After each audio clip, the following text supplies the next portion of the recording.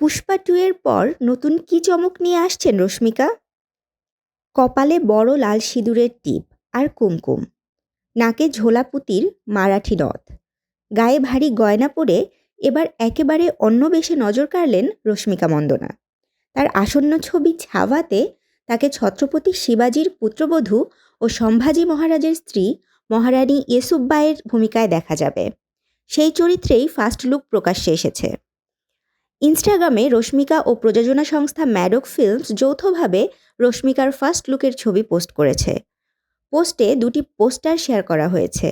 তার মধ্যে প্রথম পোস্টারে শাড়ি এবং ভারী গয়নায় ধরা দিয়েছেন নায়িকা। প্রথম ছবিতে তার ঠোঁটে লেগে রয়েছে মিষ্টি হাসি। পরের পোস্টারে অভিনেত্রীকে বেশ গম্ভীর মেজাজে দেখা গিয়েছে। সেই ছবিতে তিনি ভারী গয়না পরলেও প্রথম ছবির মতো আধিক্য নেই।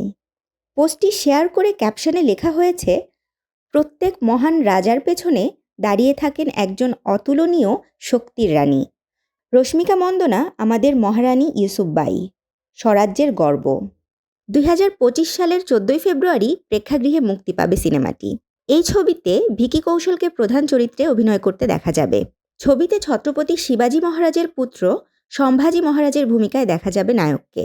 ম্যাডক ফিল্মস প্রযোজিত ও লক্ষণ উতেকের পরিচালিত এই ছবিতে ভিকি এবং রশ্মিকা ছাড়াও গুরুত্বপূর্ণ চরিত্রে রয়েছেন অক্ষয় খান্না।